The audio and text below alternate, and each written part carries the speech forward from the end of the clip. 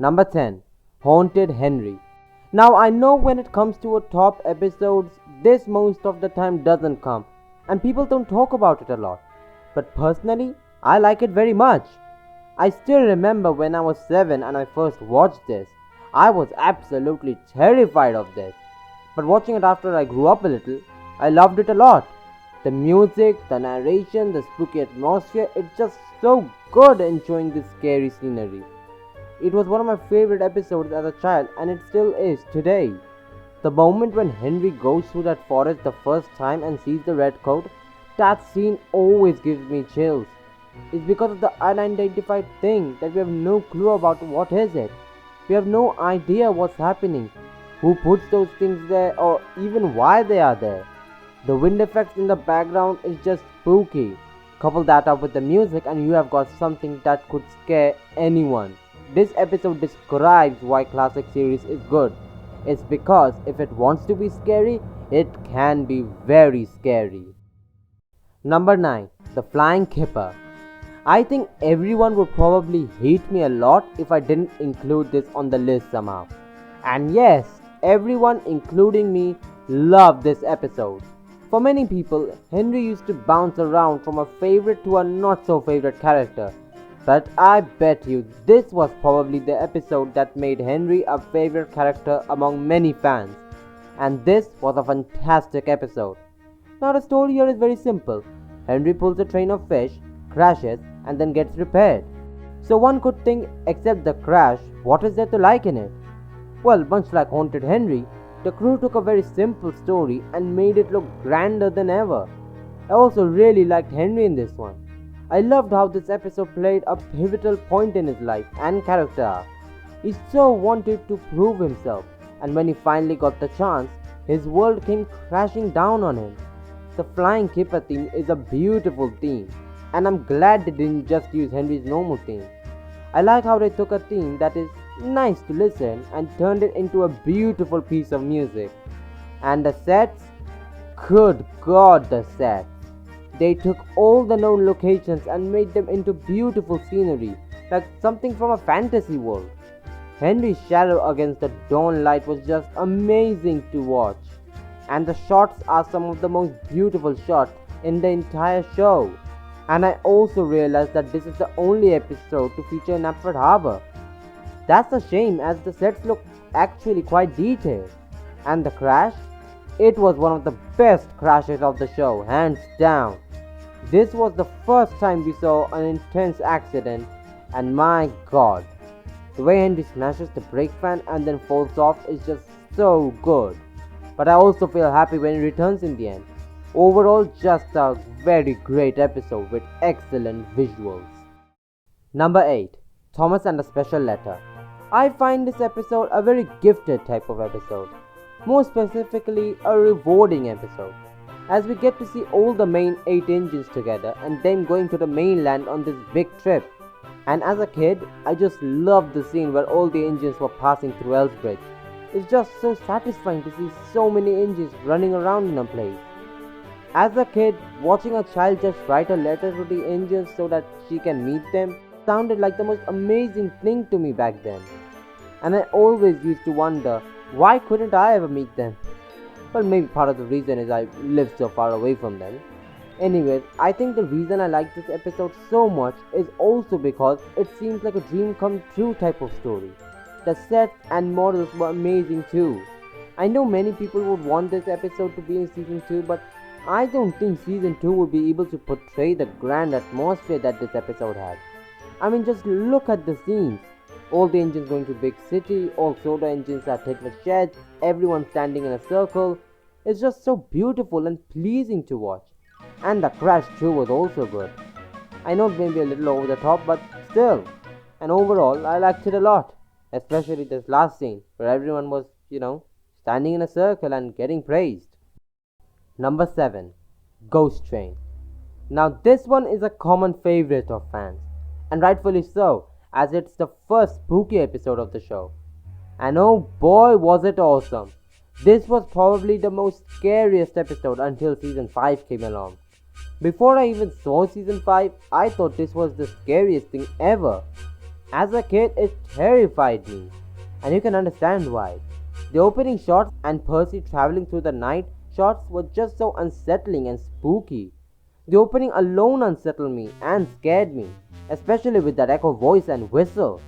Now, the Railway series story was nothing scary. It was just Percy playing a trick on Thomas, and if it was adapted like that, it would not be very memorable. But with the spooky setting, eerie music, unsettling fog, and echoing type dialogue, this episode was scary. The crew didn't really need to do the beginning scene, but they still did it, and that scene alone could probably haunt anyone. I still remember as a child, whenever I used to play the Ghost Train and Other Stories DVD, I used to always be freaked out for this episode. I mean, have you looked at the sets? And in the fog, I don't understand if these are redressing or actually new sets. If they did redress old sets, then they were barely recognizable. I mean, look at these. The spooky atmosphere and the fog just makes it look so eerie. And if they had made new sets, I would be very interested to see how Crow's Farm Crossing would have looked like in the day. And the Tidman station set. That's less of a station and more of a nightmare if you ask me. The trees too. They look so unsettling and creepy. That's not a tree. That's the devil's hand itself. I do have to ask though, why is Thomas not at all sad that Percy basically died? He doesn't sound sad to me. Oh well, maybe he realized it later on. I also loved Percy's character here. Thomas teases him, so Percy decides to scare the crap out of him. I also really liked Ringo and George's voice. I know many people would prefer George, but Ringo's deep voice just does it for me. But overall, I loved the narration of both of them. And how can I not mention the music? The music has to be some of the best pieces of music from Thomas. And it is also one of the most terrifying. I don't think you could have pulled it off with different instruments. So yeah, great job. Overall, this episode is just an experience. It is one of the most spookiest episodes of the show, but you can still scare anyone today. Number 6. Escape. Alright, this was a very obvious one. But what can I say? I just love it a lot. Escape is undoubtedly one of the most epic stories of Thomas in terms of episodes. And this is one such episode that every fan unitedly loves. Douglas and Oliver's escape is just full on action. This episode is also quite dark, seeing how Oliver quite literally is fighting for his life. I also like how they added a new scene at the beginning with Trevor. Some may not like it, but I think it does establish the fear that Douglas has from Scrap, so we can have more of a connection between him and Oliver. This is another reason why I like Oliver better than Duck. I know Duck is the more popular one, but come on, Oliver's backstory alone is much better than Duck. The episode doesn't go into much detail unlike the Railway series, but still manages to show it in a very good way. From the way he speaks for the first time, you know he's desperate. And that shot where the camera pans out to show him all rusty, it looks like as if he's a prisoner who has been through trauma. And you gotta admit Oliver's courage too. There are many times where the Indians feel like heroes. That goes for Douglas too, as he has been through the same situation as Oliver, so he knows what he feels. Do I even need to say anything about the music? The music was grand, and this shot where Douglas pulls Oliver with the music is just really awesome. Another great thing is the settings. The scenery and the scrapyard set is just so spooky, and it gives out a feeling of like, come on, hurry! The Wickerstown scrapyard has such an atmosphere that gives out a very spooky feel. It looks so far away from the happy soda we all know. The heroic music coupled along with the visuals makes this a thrilling episode. It was dark, intense, and overall just epic. Number 5. Edward's Exploit. In this episode, Edward was a real hero. The other big engines harass him and bully him for being old and clanking about, but he still managed to get his passengers home, even on one crank pin. The story is quite common if you actually think about it. We have seen this sort of thing in episodes like Troublesome Trucks or even Cole. So what makes this episode stand out? Well, for one, this is the episode that ends the entire Edward bullying thing. All the moments of Edward being bullied or harassed by the other engines has been leading up to this, where he finally proves himself. This just shows how dedicated Edward is and how he's willing to push himself to the limit. The music is also amazing and is one of the best pieces of music in Thomas. There is something so haunting about the theme when Edward enters into the storm. And Edward's theme, my god, his theme. In season 1, his theme was good but nothing special, while here his theme when he pulls the train is just so epic. Nothing's going to stop this engine. When Edward's theme starts, you know he's going to do it. And at the end, he basically entered the station on just 2 wheels. And the ending just gives you a sort of satisfaction about Edward that makes him so wonderful. That's the reason why I think this episode is awesome. Number 4. Four Little Engines.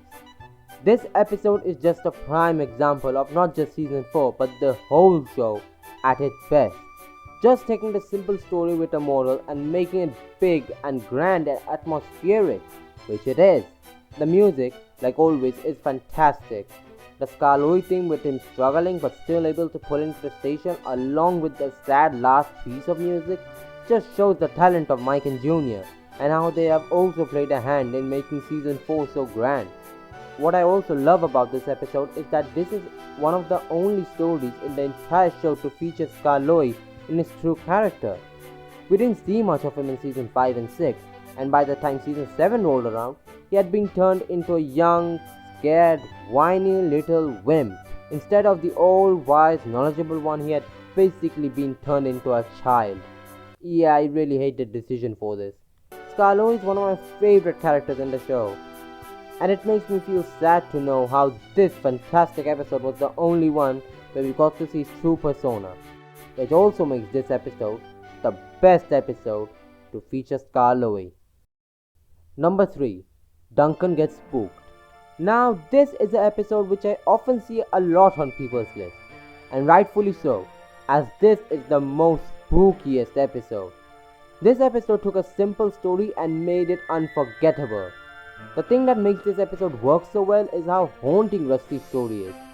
We never got to fully understand Percy's ghost. It's good, but that's only the looks. We don't get to know what was the backstory. This same goes for all the other spooky angels in other episodes. Here, not only do we get a full story, but we see it unfold on screen. I'm quite surprised that they were able to broadcast this, as they literally show an engine fall off a bridge and die. But I think everyone will agree with me if I say that this has one of the, if not the most haunting music in not just Thomas but anything.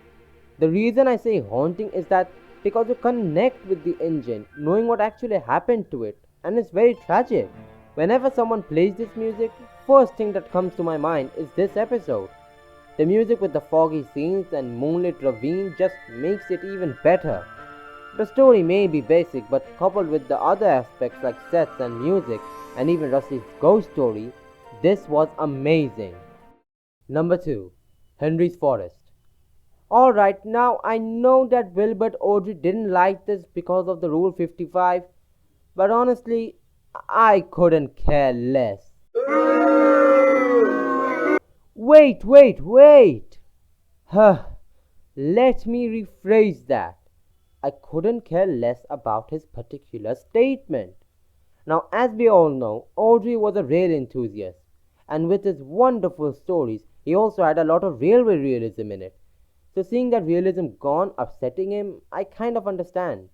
But what I personally appreciate about this episode is that how that huge storm had come and had literally destroyed everything, which had made Henry incredibly heartbroken. And this actually is kind of sad. It makes you think about what if we were in Henry's place? What if we lost something that was very special to us? This episode made Henry feel more human, with the human characteristics that he has. Sadness, happiness, he just feels so relatable. This episode just feels right. So perfect. It conveys emotion that is really hard to convey through most other episodes, which for a kids show is surprising. The episode isn't afraid to feel sad. It actually embraces it. Unlike other episodes, this one has the sadness as its main theme, not just as an undertone. And while seeing Henry, we also get emotionally invested in the episode. And when Toby brings those new trees and Terence and Trevor are setting them up, it just feels so warm and happy to see Henry smiling again within that beautiful forest. And the music. It is very sad, but yet very beautiful. This is a truly beautiful episode that, in my opinion, deserves a lot more praise, especially for this last scene. Now Henry can see the trees growing strong and tall, and the animals are coming back. Sometimes everywhere is quiet. At other times, Henry can hear leaves rustling or a bird's wing brushing the air. Often he can hear the sound of children laughing, and always he is happy here. Now, time for some honorable mentions. Busy going backward. In the Railway series, Toad was not given much screen time to shine. His only major role was in Toad Stands By. So it's great that Toad gets an entire episode to him. And this was a legendary episode. And I'm pretty sure that this is the first time a rolling stock was the lead of an episode. So it was nice to have him in a lead role instead of Oliver. Oliver and Toad's dynamic is just so good. This is also an episode full of humor and action. It is one of the best moments for the Troublesome Truck. It's just epic. A big reason for that is the score too. The William Tim Overture by Mike and Jr. was phenomenal. It is also because of this episode that I love that piece of music. This episode has some hilarious moments too, like the crossing scene, the conductor jumping out, and Oliver's corny jokes. And I find Toad almost hitting Gordon so hilarious. I don't know why. Gordon's face is just so funny to me. Also, James's voice. Yeah, we know he's hiding something. What was that? Exclaimed James. Talking about voices, Alex's voice for Toad, in my opinion, was spot on. A posh brake van with dignity. Overall, a very hilarious episode. Lady Hat's birthday party. This is the first episode where there's a human character in the lead. And my god, is this episode hilarious. This is one of the most funniest episodes in the show. Here we also see another side of Topham, how he's not just a controller but also a devoted husband. He would go through anything to reach his wife's birthday at times. I also love Alex's voice for Caroline. Plus you can't help but laugh at when Topham is worried about his suit getting dirty when it's going to get much worse. I also really love how he just tips over and falls into the mud. I found this episode hilarious as a child and I still do now. Henry Gets the Express. This episode is just so good. It is definitely one of the best CGI episodes ever. It's also one of the best original stories ever, meaning those which are not inspired by magazines or the Audrey stories. I love the idea of Henry pulling the express again, as it has been ages since we last saw him do it. I like how it debunks that one hit era episode where Henry for some reason forgot how to pull coaches. Leaving that, I think the last time he pulled the express was in season 3 or 4, which was really very long ago. I also really liked how Henry once again proves Gordon wrong by pulling the express. It just feels like such a season 2 or 3 episode. Not to mention the very good music, especially Henry's theme. Some of the comedy with Gordon here is also amazing. My only gripe would be that we didn't get to see Gordon pulling the kipper, which would have been hilarious. Not to mention seeing Henry finally being portrayed in his actual persona and not a wimp.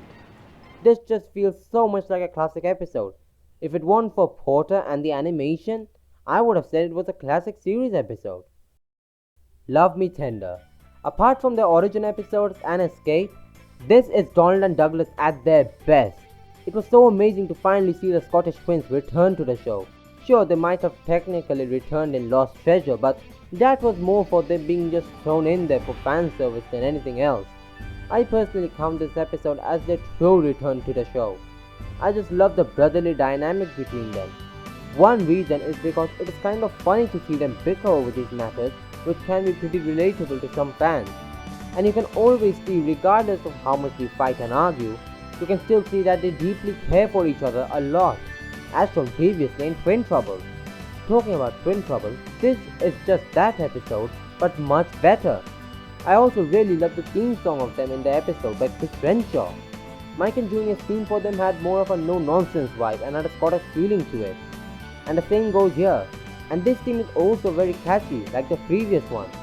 Overall, this is a very heartwarming episode, and I very much thank Davey Moore for bringing the Scottish twins back.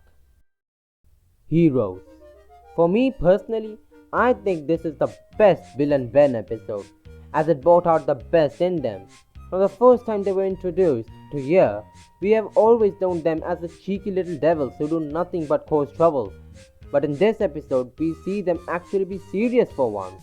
The episode towards the end puts their bravery to the test, and it also ends up giving them some interesting character development. The only time we ever see this bravery again was in Tale of the Brave, and that was just for about a minute or so. But here, we get to see the awesome avalanche and the destruction. As a kid, I always liked this scene, and I still do today. Thomas, Percy, and the Post Train. As a kid, I really liked this episode back then, and I can understand that, because this episode is just gorgeous. Many Thomas episodes look wonderful at night, but this episode just takes the cake for me. I just love the beautiful lighting and setting of the night and sunrise scenes.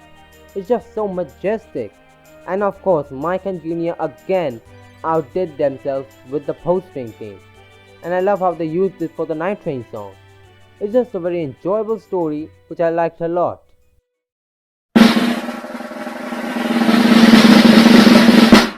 Grandpuff and Sleeping Beauty.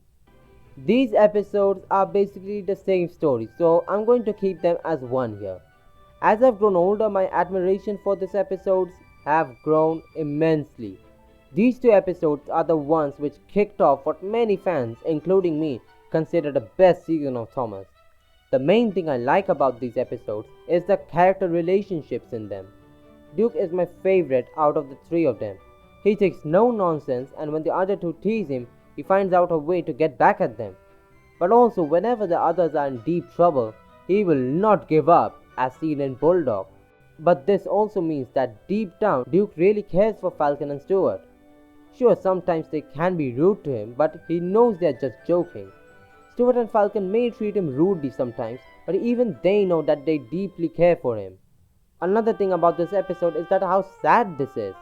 This tone of storytelling is very exclusive to this and a very few other episodes. It was one of those times where the show decided to go a little dark, and it did pay off. But along with that, I like the optimism they all have. The situation they are in is painful. These two are extremely worried about Duke, but still try to be optimistic. This scene is probably the most saddest scene in the whole series. The sad music with the visuals showing how Duke eventually just got buried is just depressing.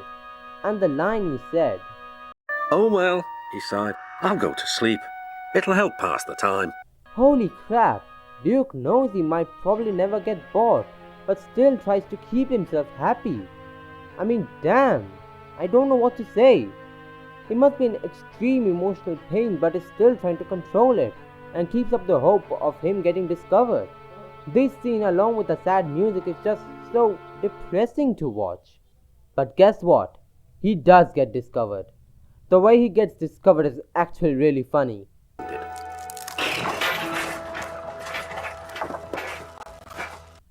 Also, Duke has been discovered after 2 decades, and the first thing he says is, "Excuse me," inquired Duke. "Are you a vandal? Driver told me vandals break and smash things." and if that's not enough, when he meets the Handel and Peter Sam after so many years, they just joke around on how they will keep him in order, as if nothing happened. Their relationship is that strong. The last shot is also really good. I almost thought he was going to cry. Duke as a character overall has so much potential. The reason I think that he didn't appear again is because his model was repainted into Bertram, and when the engines were being made in a larger scale, the crew decided to leave Duke and Sir Handel out. Then hit bought the show, and you know the rest. Another thing I really like about this is how grand scale these episodes feel. This kicked off the amazing season 4, where we get to see how the scenic landscape and sceneries are as important as the story. The set dressing, the beautiful scenery, the narrow gauge railway sets, the hills, the valleys look so realistic, and it's just so majestic. I sometimes feel like I want to go there myself, especially the viaduct. Overall, it was a fantastic story with fantastic visuals. I just can't describe this episode enough. This deserves all the praises it gets, and that's the reason why I have this as my most favorite episode of all time. God, this take a lot of time to make, but it was all worth it in the end. I loved the series as a whole, and I really wanted to do this list, seeing that the show was probably going to end up in a fiery ball of mess. So yeah, comment down below what are your top 10 episodes, or what do you think should have been on the list. I'm going to read all of them. So yeah, hope you enjoyed and have a great day. By the way, Rayson, what is your top favorite episode? Oh, mine is definitely Wonky Whistle and Up and Away. I just find those really funny. Plus, the morals are great too. I mean, who wouldn't like them? Please never contact me again.